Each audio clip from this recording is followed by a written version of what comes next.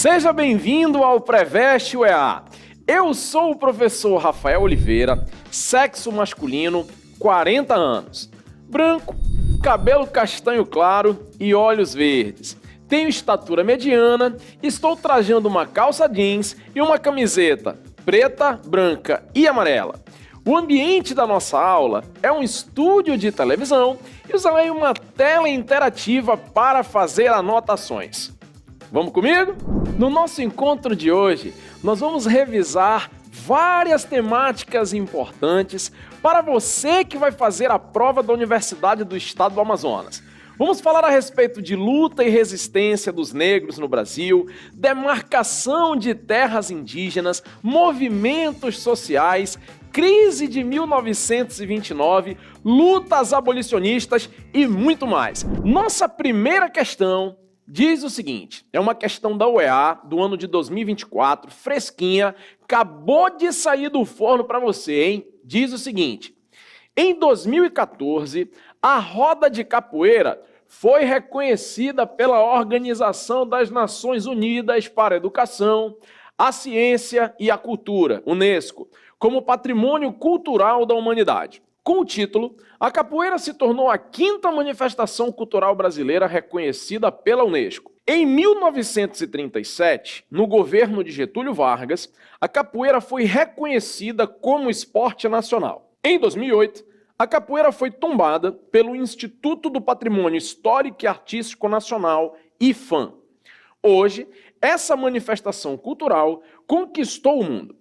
É praticada em mais de 160 países e por pessoas de todas as idades. Nós sabemos que a capoeira e muitas outras práticas culturais é resultado de um intercâmbio cultural que foi vivenciado no Brasil desde o período colonial a partir do encontro de três povos, que seriam os nativos, presentes no nosso continente no contexto da chegada dos europeus, os africanos, que foram introduzidos posteriormente para serem utilizados como mão de obra escrava, e o elemento europeu, responsável pelo processo de colonização do nosso território. E neste sentido, nós sabemos que esta mistura acabou forjando o que nós temos hoje como a cultura popular brasileira. E é neste cenário que insere-se a capoeira. Hoje, um esporte, hoje, uma arte marcial extremamente importante e reconhecida, mas não foi sempre assim. E o que a questão está pedindo para nós analisarmos com base no é certo, diz assim, ó, a capoeira como esporte nacional, letra A, constitui uma arte marcial e mesclou heranças africanas e portuguesas presentes nos instrumentos musicais usados nessa atividade física. Resposta errada. Neste caso, a capoeira não é resultado de uma mistura entre cultura europeia e cultura africana. Portanto, vai embora a letra A. A letra B diz assim, desenvolve técnicas de defesa pessoal e obteve grande aceitação no mundo por se assemelhar a outros esportes olímpicos. Mais uma vez a letra B não responde à nossa questão. Por quê? Hoje sim nós temos uma aceitação, mas não foi sempre assim ao longo da história e muito menos não tem tanta semelhança assim com outros esportes olímpicos já utilizados nos jogos. Portanto, também vai embora a nossa letra B. A letra C diz, é, em essência, uma prática de combate e nasceu de rituais de povos indígenas escravizados pelos portugueses? Aí não, parceiro. A capoeira, ela tem origens na cultura africana. Portanto, vai embora a letra C. Nossa alternativa D diz assim, fortalece o físico e a mente de forma integrada e chegou ao Brasil com os africanos escravizados que já conheciam a prática em suas terras de origem. Quase deu para responder essa aí, mas a letra D não responde a nossa pergunta pelo fato de que a capoeira nasce no Brasil a partir de uma mistura de elementos da cultura africana com práticas iniciadas no nosso território. Portanto, ela não tem origem na África. Logo, só sobrou para nós a resposta da questão, que é a letra E, e diz o seguinte: mistura dança, música e luta, e surgiu como uma forma de resistência dos africanos escravizados e de seus descendentes no Brasil colonial. Portanto, a resposta da nossa questão é a letra E. A capoeira, assim como tantas outras práticas, faz parte do chamado sincretismo, vivenciado pelos africanos trazidos para o Brasil para serem utilizados como mão de obra escrava. Sim, é uma das principais formas de resistência que nós temos nesse período. Portanto, parceiro, nota aí para você, resposta da nossa questão, letra E. Questão de número 2, outra questão da OEA do ano de 2024, fresquinha para nós analisarmos. Diz o seguinte o enunciado: é crucial entender que a revolução da inteligência artificial não envolve apenas tornar os computadores mais rápidos e inteligentes. Quanto mais compreendemos os mecanismos bioquímicos que sustentam as emoções, os desejos e as escolhas humanas, melhores podem se tornar os computadores na análise do comportamento humano, na previsão de decisões humanas e na substituição de motoristas, profissionais de finanças e advogados humanos. E a inteligência artificial não só está em posição de hackear humanos e superá-los no que eram, até agora, habilidades exclusivamente humanas. Ela também usufrui de modo exclusivo de habilidades não humanas, o que torna a diferença entre a inteligência artificial e um trabalhador humano uma questão qualitativa e não apenas quantitativa. Duas habilidades não humanas especialmente importantes da inteligência artificial são a conectividade e a capacidade de atualização. Diz aí o nosso enunciado. E aí, com base neste enunciado, ele me indaga o seguinte: ao discutir a revolução da inteligência artificial nas sociedades contemporâneas, o autor aponta para: vamos fazer uma análise. Nós já vimos esse filme passar diante dos nossos olhos em alguns contextos históricos. É só lembrarmos do início da primeira Revolução Industrial, quando o homem inicia o processo de introdução das máquinas no processo produtivo e, por tabela, torna-se muitas vezes descartável para alguns segmentos no mercado de trabalho.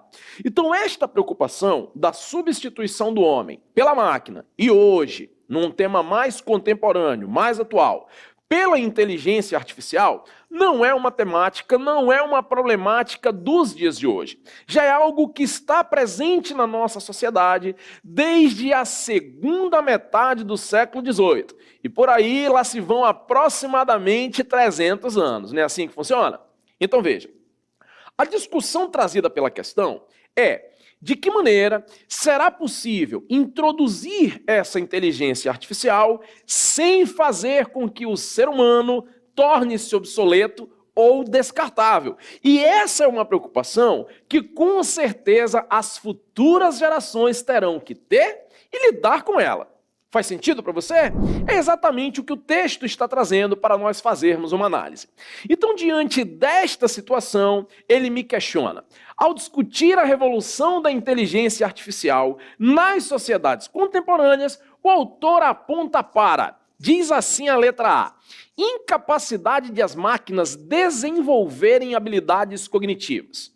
Bem, segundo o nosso é certo, isso é possível de acontecer. Quanto maior a interação ser humano-máquina, maiores serão as habilidades que poderão ser atribuídas à inteligência artificial. Portanto, neste caso, esta incapacidade marca a letra A. A letra C fala de uma maior eficiência do trabalho humano. Bom, segundo é certo, a inteligência artificial consegue ser ainda mais eficiente. Então, neste caso, como nós precisamos responder com base no texto, a letra C também não responde à nossa questão. A letra D fala da automatização preponderante dos trabalhos manuais. Veja, não necessariamente a inteligência artificial vai ficar no lugar do ser humano no que se refere a trabalhos manuais. Muito pelo contrário, hoje o que nós temos é uma inteligência artificial sobressaindo-se, mas não no sentido manual, e sim no sentido tecnológico. Então, neste caso, a letra D não responde à nossa pergunta. E a letra E, referido ao artigo. São reconhecidos aos índios sua organização social, costumes, línguas, crenças e tradições, e os direitos originários sobre as terras que tradicionalmente ocupam, competindo a União demarcá-las, proteger e fazer respeitar os seus bens. Constituição da República Federativa do Brasil de 1988. Esta é uma temática extremamente atual, pertinente e que, com certeza absoluta, pode, inclusive, vir a ser repertório cultural para a elaboração, para a confecção da sua redação numa prova de concurso, seja da nossa universidade, seja de quaisquer outros concursos nacionais. Porque esta temática indígena, principalmente no que se refere ao marco temporal, é algo que está em voga, é algo que está em pauta em diversas discussões que nós temos pelo país.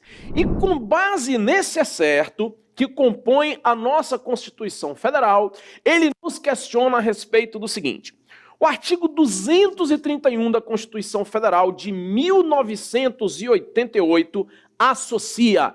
Gente, é óbvio pelo excerto que os nossos povos originários, eles têm direito a ter seus territórios resguardados e protegidos, além de poder praticar livremente sua cultura. Portanto, o artigo 231 da Constituição Federal de 1988 associa, letra E, respeito aos direitos dos povos indígenas, a ação dos governos estaduais. Bem, segundo é certo, equivocada a letra E. Diz assim a letra D: preservação física dos indígenas, a tutela da União para defendê-los judicialmente. Veja, óbvio que os indígenas precisam ser preservados, mas esta letra D não responde à questão por não estar de acordo com o certo. Letra C, garantia de direitos civis à aculturação dos povos indígenas. Sai daí, cara, tu quer tirar a cultura dos caras, não viaja. Letra B, direito originário à terra, a preservação dos recursos naturais. Conforme o nosso é certo, a letra B também não responde. Portanto, a resposta da nossa questão é letra A, direito à terra e preservação da identidade dos povos originários. Resposta da questão, letra A. Na nossa aula de hoje, falamos a respeito de diversas temáticas importantíssimas para a prova da Universidade do Estado do Amazonas, como os direitos dos povos originários, a questão da miscigenação no processo de colonização do Brasil e outros. Não esqueçam, siga o Preveste em todas as nossas redes sociais.